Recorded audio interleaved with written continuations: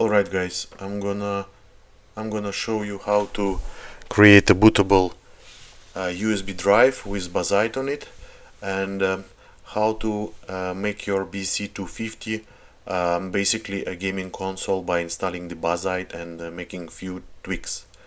Alright, so for this, first thing you have to do, I suggest you go to Balena Etcher website and download the free program to create a bootable disk, USB disk. You need at least 16 GB flash drive to be able to install a Bazzite. Alright, so once the you click the download and you got the free program, this is how it looks when you launch it. So then the next step is gonna be to go to the Bazzite website. You go to the main page. You click download Bazzite. You pick up here. For example, you want to install it, you can pick the desktop PC, doesn't matter. Here you pick up your GPU is AMD modern one. Here you choose KDE. Here you have two options, or you pick a Steam gaming mode, and then the system will boot to the console mode like on the Steam Deck, and then you have an option to go to desktop if you wish so, or you can have desktop as your basic layout. I prefer to have a gaming console.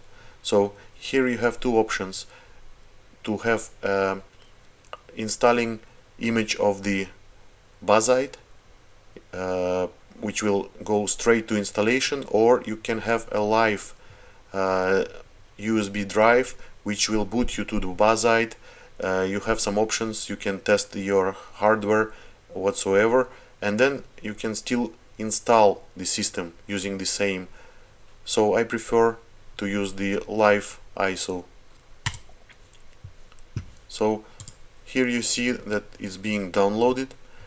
I'm not gonna wait because I already downloaded the file, and I will show you how to make the drive. Okay, so you have to go to the Balena Etcher program. You have to click flash from file. Here you have to pick up your Bazzite image which you downloaded earlier. So you click open, you select your target. Here you need to choose the flash drive which you're gonna use. So here you see that I'm having USB flash drive plugged in. You just click select, and here you will click flash. Okay, you give some permission to it, and or it basically will take you 5 to 10 minutes until your Bazzite image is installed to the flash drive. I'm not gonna wait so long. I will show you once the image is already flashed to the USB drive. You're gonna follow the steps further and install it to your BC-250. Alright guys, so here I already plug in the stick in the BC-250, and I'm booting from the live Bazzite image. It takes very few seconds, and as you see now, we are going to boot to the Bazzite environment. This is live USB drive. However, if you see in the top left corner, there is option where you can start installation of the Bazzite on your SSD or hard drive you connected to your BC-250. So as you see, it says that from the live USB drive you can't really run the games. It's just made for some troubleshooting and testing. Probably you have some tools built in the Bazzite. Basically you have everything already inside. You have option already to connect to internet if you need anything. you have to make sure that you have a Wi-Fi dongle which is a plug and play, which not all of them actually works in Linux without proper drivers, but a lot of them, mostly on MediaTek chipset, they work straight out of the box natively. So then you just click on the icon to start installing the Bazzite on your SSD drive.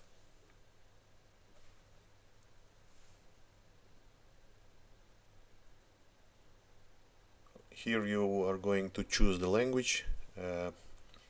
It's very pretty straightforward. After that you have to pick up the destination where you're going to install it. It can be either SSD or a SATA drive if you have a converter connected to M2 port, or you can install it on an external drive connected via USB. So then all you need is just to select the destination and click next to install it. So the entire installation takes around 15 minutes or something like that. Meanwhile, you can connect to your Wi-Fi network. You don't have to download any drivers, anything special. The latest Bazzite image which I'm using, which I downloaded middle of November, it has Mesa 25.2.4, and it's working perfectly with most of the games. You don't need to do anything else.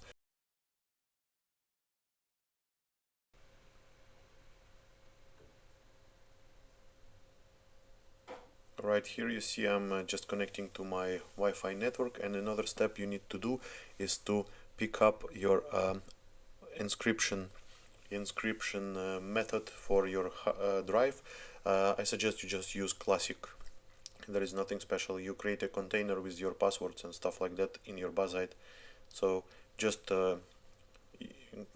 you can select some password which is convenient for you, and after that the program is just running installation.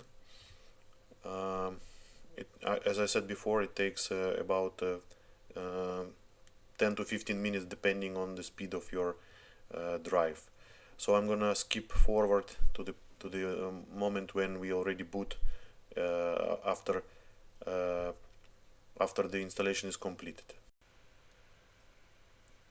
Alright, so installation is about to finish.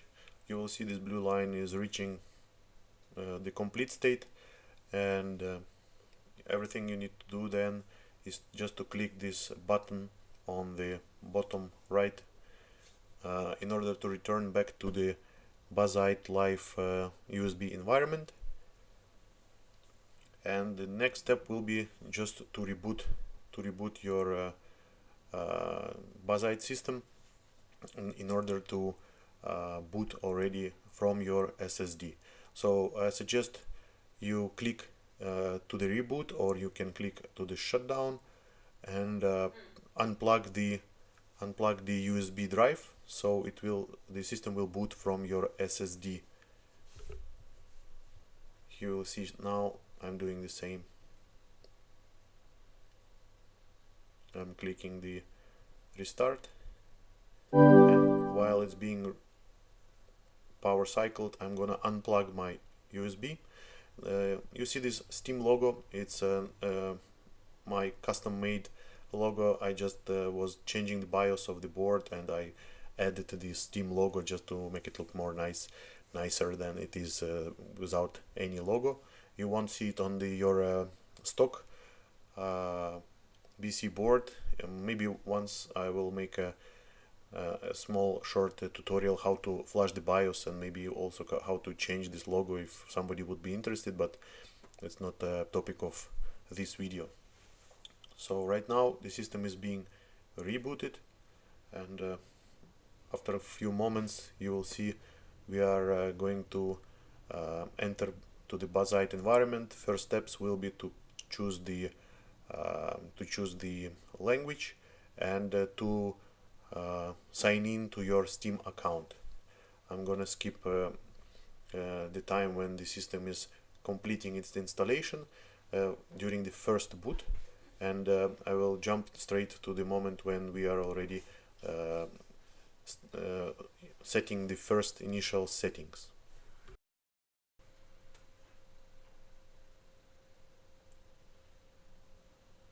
Alright, so we are about to complete the first boot. It takes a little longer, but you will see the logo of the Bazzite. Next step will be to select your language. As you see, the system is already ready to be used with a controller. However, it also works well with the mouse and keyboard. It's just up to you what you're gonna use, but the Steam UI, this environment from Bazzite, it's actually fully compatible to be operated with the joystick. You can be any gamepad compatible with the Linux. So here we are booting, we are connecting to the network, Wi-Fi network, in order to log in first time or sign in to the Steam account.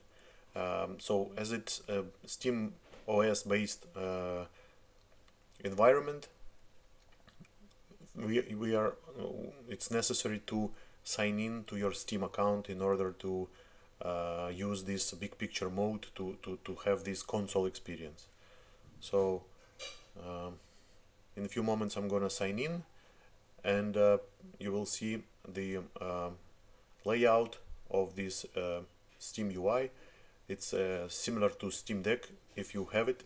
Otherwise you will see it's very convenient. It's similar to the big picture mode of the Steam in Windows, but it's much better. It has a lot of tweaks. It has a lot of useful menus, including metrics monitoring, some system settings and stuff, which allows you fully operate your board like a console. It can be it's very easy even to use by the child. I have 7 years old nephews who are absolutely fluent with this UI. You see, if you are using the joystick, you will have special keyboard keys in order to switch in the menus. Now you see I'm going to system menu. Here you have the option to make a latest update of the Steam client. As well, you can also see here your specification. You can see that the processor we have is AMD BC-250, 6 cores, 12 threads. You see the available RAM, and here I'm going now to click an update and update my Steam client, so the system will quickly reboot one more time and will be fully up to date with all the latest updates from the Steam.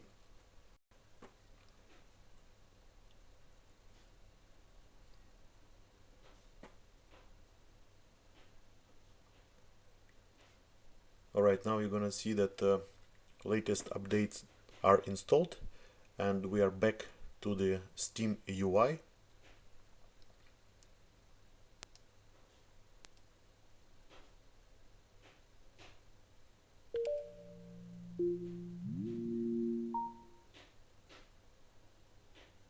So here we go again. We are back to Steam UI. The next step, I'm gonna show you few menus. If you click Ctrl and 2, you're going to open this right panel where you have a lot of useful features, including the enabling the monitoring metrics and multiple settings. It's same menu what you have on the Steam Deck. It's very useful. And if you click Ctrl+1, you will be able to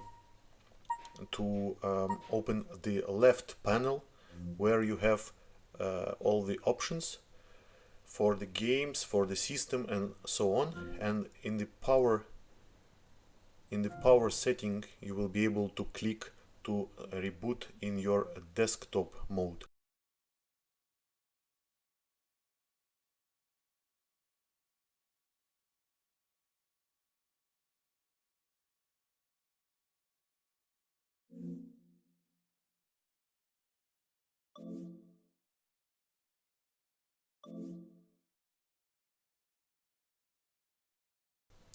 Alright, here you can see I clicked the power and switch to desktop, and we back to the desktop Bazzite user interface.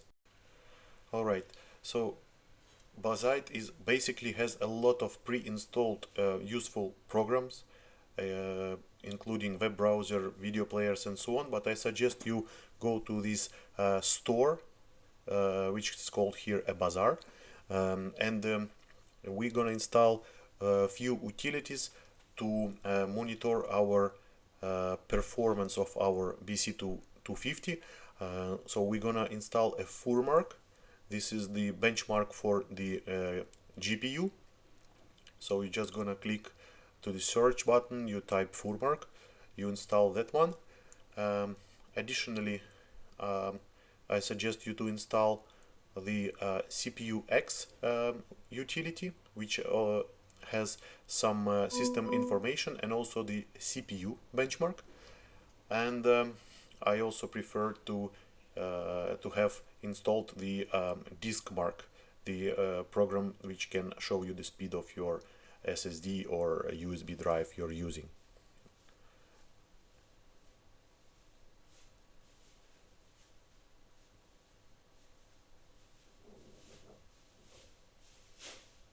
So the CPU mark is installed. Next will be to install a DiskMark.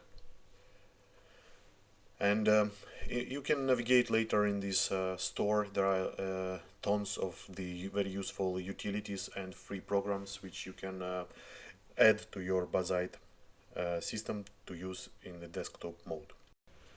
Alright, so before we do undervolt and overclock of our GPU, the intention is first to test the performance. The stock clocks of the GPU is 1500 megahertz. So you can run the FurMark, and it has an indication of the speed of the GPU. This is a very useful tool also to stress test your GPU and CPU in order to see if your cooling which you made for your card, if it's adequate or not. So as you see now, the temperature slowly rising, and it's for a moment is around 57 degrees. If you run it for prolonged time, you will see that it will stabilize at some value. The speed of GPU is now 1500 megahertz, and the idea is that to overclock the GPU in the fully loaded condition to 2000 megahertz, 2 gigahertz. It's a safe and a very common setting for the BC-250. Here in the CPU X, you can see the speed of your CPU. There are tabs for the memory and for GPU as well. On the GPU tab, you can see the total power consumed by GPU only. CPU is consuming some extra. Here you can see the speed of the clock of the GPU. Additionally, you have here the menu for running the stress test of the CPU. So at the end, once we complete the overclock and the undervolt of the GPU, you can run together FurMark and CPU X in order to test what is your temperatures, if it's adequate, if your cooling can sustain this overclock. Usually anything below 80 degrees is considered okay in the stress test. So if you run FurMark plus CPU X and you are not going far above 80 degrees Celsius, that means in the games you will barely reach 70. You will be somewhere below 70 degrees Celsius. Okay, all right. So here is the FurMark running, and in addition, what I'm gonna do, I'm gonna now run a benchmark in order to show you the improvement after we do the overclock of the GPU. So I'm gonna change now the display resolution, because it has to be standard resolution to run the test. So I'm now slightly above Full HD. I'm gonna change now to the Full HD. I will restart a FurMark and run the benchmark in order to see what is the score before the overclock.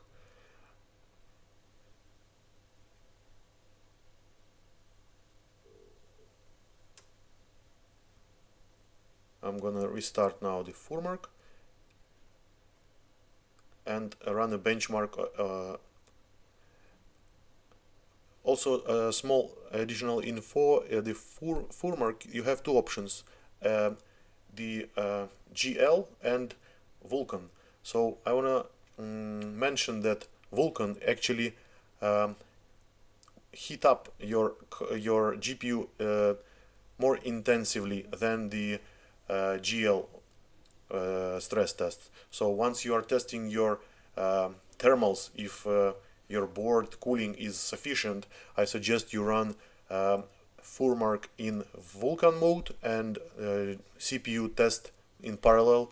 Like that you will make a full proper stress test, and you can check your thermals if your cooling and your thermal interface are good.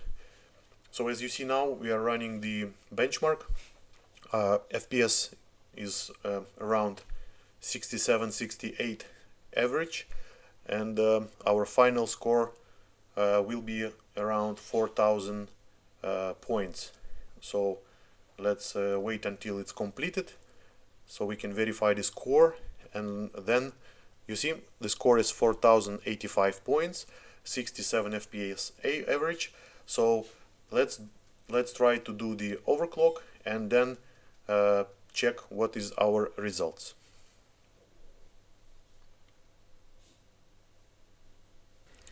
Alright, so to make everything very simple for you, I created a small guide how to install, which commands you have to use to install the oberon-governor program. So what you have to do is to copy the file, oberon-governor file, which I will leave you the link to the Google Drive with the file and the guide. So you have to copy it into the etc folder. You need to enter it as an administrator, and the password is Bazzite. So you copy the Oberon program file to the etc folder, enter the Bazzite password, and then after that you have to follow 7 steps in the command console in order to activate the overclock and undervolt. Why is it undervolt as well as overclock? Is because by default the chip GPU is running continuously at 1500 MHz. But what we do with the Oberon, we set up the idle clock as 1000, and it's saving some power when it's idling, and as a boost clock we set up 2000. So first thing you have to do is after you copy the file, you copy command number 1 to allow the to give a permissions to the file to do some changes. So password again is the same, Bazzite in small letters. So from this text guide I listed all the commands, and one by one you insert command number 1, click enter, you copy paste command number 2. To paste to the console, you instead of standard Ctrl V, you need to press Ctrl Shift V to paste something in the console. Ctrl Shift V, enter. Then we go next with the third command. We make Ctrl C in the notepad, and then Ctrl Shift V in the console. Again enter. Then we do the same for the another command until we come to step number 7. So as you see, the second command is actually a config file which set the minimum and maximum clocks, which is usually 1000 MHz for the minimum and 2000 for maximum, and voltage minimum voltage, I suggest using 800, which can be lower, but on some boards, if it's too low, it's not booting. And the maximum, generally 9060 millivolts is okay for most of the boards, but it could be that you need a little bit more voltage, so you can play with this setting. So as I mentioned, you can adjust these settings in the config file. It's actually stored in the same etc folder with YAML extension. You can open it with the notepad, change it at any moment, reboot, and the new settings will be in force.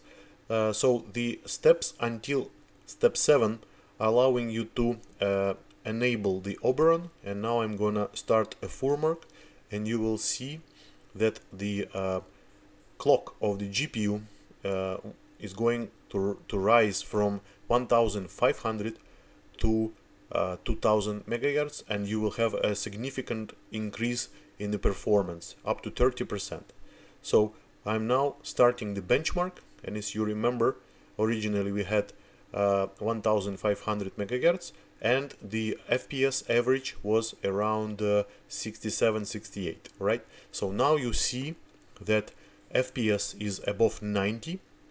It's hovering from 88 to 91, 92, and you have a significant boost in the performance. Is 30% roughly. You're gonna see the score will change significantly. The score will rise after the benchmark, and now actually what you're doing also, you are making a test, because if you have any artifacts or crash of the system at this moment, only by rebooting the your board, your Bazzite system, the oberon will not start during the boot. It will not be enabled on the boot.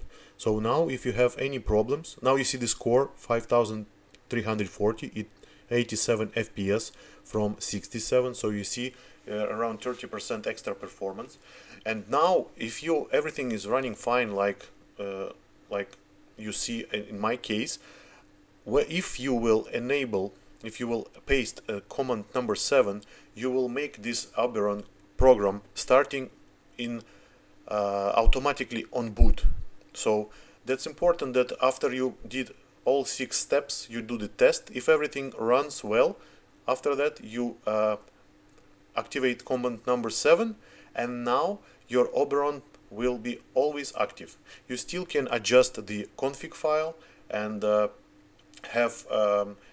you can play with the voltages, with the frequencies and so on. But now I'm gonna restart the system and show you that oberon is actually active, and it will maintain on idle, it will maintain 1000 megahertz frequency and save some power.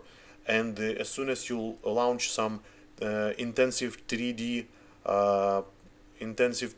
application, game or whatsoever, it will go always to 2000 megahertz. Some people prefer to use a little bit less, like 1900, 850, and less voltage to save some power, maybe because the power supply is a little bit weak, or they want to save some power. You can do so. You can change the top frequency and decrease the voltage and test. As soon as you're happy, once you enable your oberon, you have it's starting automatically, and you don't have to worry about it. You can boot to the Steam user interface and just enjoy the games and not to bother about anything else. However, you can always boot to the desktop menu, open the text editor and change the YAML config file of oberon-governor, which is in etc folder. And now I'm gonna come back to the desktop mode from the Steam UI, and just show you that without any other actions, if I start the framework or anything else, the performance, the GPU clock will be to 2 gigahertz, to 2000s. So now you see I'm just making a test run again, and everything works fine. And generally speaking, 2000 megahertz is a very common high overclock range. Going above this is not really suggested because the temperature goes sky high. Now you see the temperature are higher than on the stock frequencies. Going above 2000, I tried to go maximum 2229 megahertz. However, the boost I got, the performance increase was so minimal, but temperature were going sky high above 90 degrees, and then I had throttling. Now in idle I have 1000 megahertz, and in 3D intensive workload I have 2000.